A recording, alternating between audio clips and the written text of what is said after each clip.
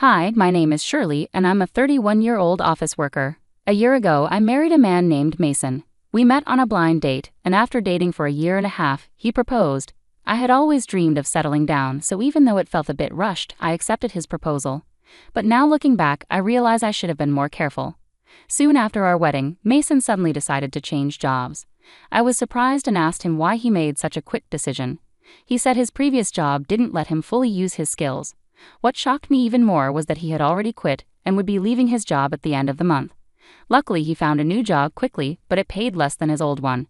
At first, I wasn't too worried because I was also working, but then Mason started pressuring me to quit my job. I might have considered it if his new salary was enough for both of us, but with his recent job change, his income was lower, and he kept saying it would go up soon without knowing when. Quitting my job under these uncertain financial conditions seemed risky. We needed my income to keep saving money and cover our basic expenses like rent and car payments. It just wasn't practical to rely only on Mason's salary. One evening, Mason handed me divorce papers, trying to scare me. "You know I'm ready for this whenever," he said. I told him to calm down and think about what he was saying, but he just walked away to his room. This argument made me reflect on how quickly things had changed since I met Mason. I told him I wouldn't quit my job until his salary improved. He seemed to accept this at first, but he kept bringing it up again and again. Whenever he asked, "When are you going to quit?" I gave him the same firm answer. Now, a year into our marriage, his salary still hadn't increased, and he continued to pressure me about quitting my job. Sometimes I wanted to respond sarcastically, but I held back, knowing our financial stability depended on my income. If quitting my job was so important to him, I felt he should focus on advancing his career to earn more. As time went on, I started to understand why Mason was so insistent on me leaving my job. It became clear during our visits to his parents' house. Whenever we were with his mother, Martha, Mason would act concerned and say he wanted to make her life easier. Martha would thank him, and Mason would look at me like he was trying to nudge me into quitting. He suggested that his mother needed help, but Martha was perfectly fine. She was healthy, active, and even worked a part-time job that supported her hobbies and social life. She didn't need me to take care of her, but Mason kept pushing the idea. "If only one of us were home during the day, we could check on Mom daily," he said out of nowhere. It seemed he imagined me visiting Martha every day, which felt unnecessary and overwhelming. I asked him directly what he expected me to do since Martha was perfectly capable on her own. Mason listed small tasks like helping with housework or running errands. It was clear he had ideas about how I could contribute, but none of them seemed to justify me giving up my career. This constant cycle of requests and explanations was exhausting. I needed Mason to understand that while I was happy to support his family when needed, quitting my job without a good reason was not something I could easily agree to. After all, Martha had her part-time job and spent most of her days out with friends. I pointed out to Mason that when he suggested I handle the housework during the day, his response left me baffled. Was he really implying that I should become his mother's maid? Mason was always very concerned about maintaining a certain image, especially in front of his parents. If he was so eager to take care of them, why didn't he handle the household chores himself? Despite his insistence, I stood firm in my decision not to quit my job. I also chose not to visit my in-laws on my days off, although I made an effort to see them during major holidays like New Year's. During our visits, I noticed a pattern. Mason often delegated tasks to me. He'd ask me to tidy up, assist his mom, or run errands. I resisted these requests. When he suggested I go to the store, I would respond, "Don't you know this area better than I do?" His reply was always the same, that it wouldn't look right if he did it himself. I found this reasoning both confusing and manipulative. It seemed like he was more interested in controlling the situation and projecting an image of caring for his family than actually caring for them, or for me. Over time, my view of Mason began to change. It seemed like he was more concerned with appearances than with real affection or respect for me. When I finally confronted him, asking why he didn't help out more or even quit his job to take care of his mother, his reaction spoke volumes. He looked disgusted and uncomfortable, saying, "That's not something I'm supposed to do. I'm giving you these instructions so my mom will think you're a considerate, useful wife. You should realize how kind I'm being to you." His words revealed a lot.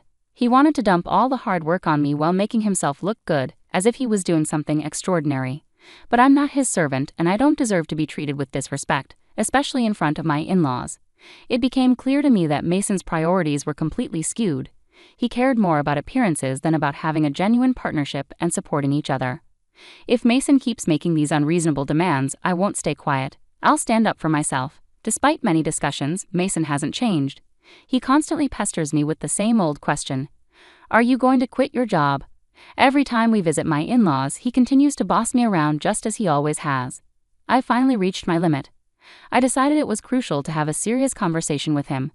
We need to talk about our future, I said, hoping to steer our conversation in a constructive direction.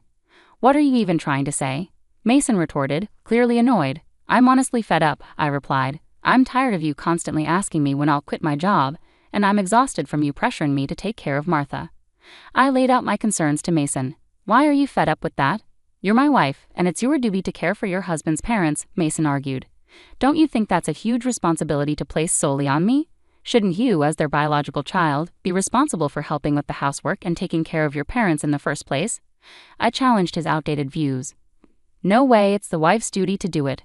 Are you the kind of person who doesn't care about family? Mason accused, clearly upset by my resistance. I'm disappointed to hear you say that, he added.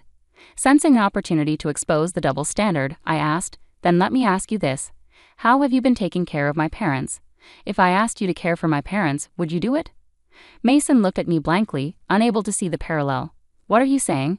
Why should a husband take care of his wife's parents? So does that mean you won't take care of my parents now or ever? I pressed, trying to highlight his inconsistency. Husband's parents and wife's parents are completely different, Mason replied, missing the point. What difference does that make? I don't get it, I said, feeling frustrated. I didn't realize you were so clueless. It's like talking to my old boss, I continued, dismayed by his lack of understanding. What are you saying? Mason asked, confused. I'm saying that both sets of parents should be important, and we should take care of each other's families, I replied, emphasizing the importance of mutual support and equality in our responsibilities. So you only prioritize your own family by blood? I'm so disappointed in you, I exclaimed. I won't be visiting your parents anymore. Why would you do that? Enough is enough. I'm the one who wants you to stop this nonsense, I retorted. No way. How dare you talk back like that? My mom is right. Mason shot back, his temper flaring. Mom was talking about you. She said you're a badly behaved wife. That's why she gave me this. Mason pulled out a piece of paper from his bag. It was divorce papers. What? You already had divorce papers ready? I was shocked, but Mason seemed oddly proud. See? I scared you, didn't I? I'm prepared for this anytime, so think about what you just said, Mason declared smugly before storming off to his room. Unbelievable. Why is Mason so selfish? That look of triumph on his face, it's clear the divorce papers are just a threat to make me obey him. The fact that Martha was involved made me even more suspicious. Mason is acting like a puppet for his mom, trying to control me while following her orders. It's ridiculous. I won't let Mason have his way. How can he not see that our marriage is in trouble when he acts like this? His lack of understanding just annoys me more. Mason had already completed the divorce papers and had them signed with witnesses, including Martha and his friends. This meant I could sign and file them whenever I chose.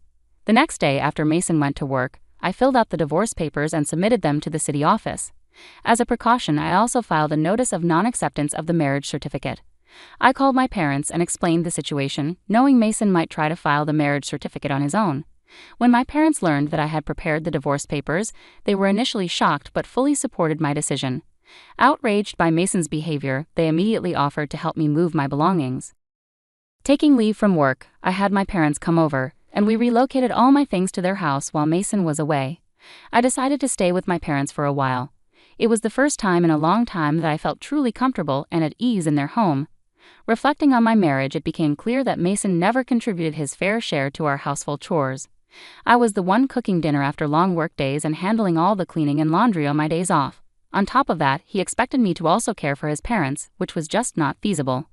That evening, Mason called me, probably just back from work. Hello? Hey, where are you right now? I told Mason, I'm at my parents' house. He sounded surprised and annoyed. Why would you go back there without my permission? Where's all your stuff? Don't tell me you were staying the night, he questioned, not realizing the seriousness of the situation. He seemed to think I was just staying over, not that I had moved out for good. I'm not coming back, I said firmly. What are you talking about? Come back here and make me some food, he demanded. Make it yourself, I replied before ending the call. I couldn't discuss divorce with him if he kept acting so dismissive, so I decided to block his number and wait for him to show up at my parents' house. A week later, Mason arrived at my parents' home with his parents. They'd all looked serious as we sat down in the living room. It was 3 against 3. How could you leave without my permission? Mason demanded, his voice full of disbelief and accusation. You were treating me like a housekeeper, Mason. All I ever asked was that you take care of your family responsibilities, I said, standing my ground. That's not true. What kind of wife am I if I don't take care of Mason? Martha, his mom, gave me a fierce glare. My father started to get angry, but I quickly spoke up. Mason told me to quit my job and take care of Martha, claiming it was my duty as his wife. Yet when it comes to my own family, he expects me to handle everything alone. Ultimately, Mason wants obedience and uses me to care for his parents while taking credit for it. That's why he prioritizes his parents over mine. Martha continued to glare, but Mason's father, Liam, looked confused, as if he hadn't known about this. "Let me clear the air," Mason said, suddenly blaming the idea of divorce on his mother. "Why would you suggest that?" Liam asked, surprised. "Oh no, it's because Camila has an attitude problem," Martha stammered. "And did you say that my parents aren't a priority?" I pressed. "Well, it's only natural that your parents come first," Martha replied defensively. "Don't be absurd. I came here to support you after hearing about the unfair treatment Camila endured, but now it seems you're the one at fault. Don't hide behind her parents' authority to get your way," Liam said, making Mason visibly shrink in his seat. Liam then apologized to me and my parents. "I'm truly sorry for the trouble caused by my foolish son. I will have a serious talk with him." "Liam, you're not to blame, so please don't apologize," I replied.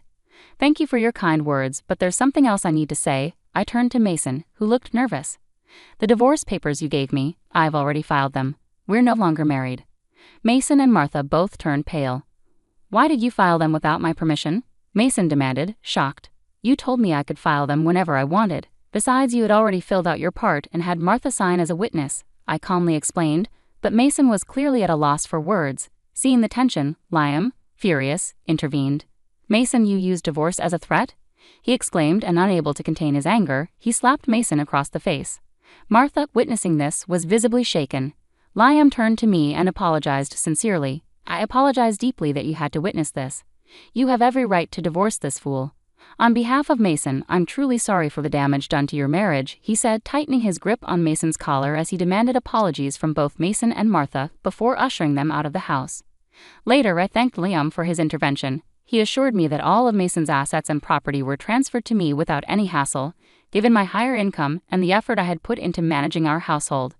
It was a relief to secure everything from our marriage. I later found out that Liam had divorced Martha, clearly disgusted by her actions. One day I ran into a colleague from Mason's old workplace who shared some surprising news. Mason had not been performing well at his job and often received harsh criticism from his boss. In defiance, Mason resigned and switched jobs, which only added to my frustration with him. Rather than taking responsibility for his shortcomings, he blamed others, which likely contributed to his lower pay at the new job. Now I'm relieved to have left him. I've rented a cozy apartment and am enjoying living independently. Work is going smoothly, and I even received a recent raise. Currently, I'm not interested in relationships and prefer to focus on my career. Mason always cared more about appearances than actual abilities. He maintained a facade at home but failed to improve professionally. Sadly, many spouses use divorce threats as leverage, thinking it gives them power, but it's a big mistake. I hope they realize their folly and find happiness alone. Meanwhile, I'm grateful to have moved on from Mason and look forward to meeting someone special in the future when I'm ready.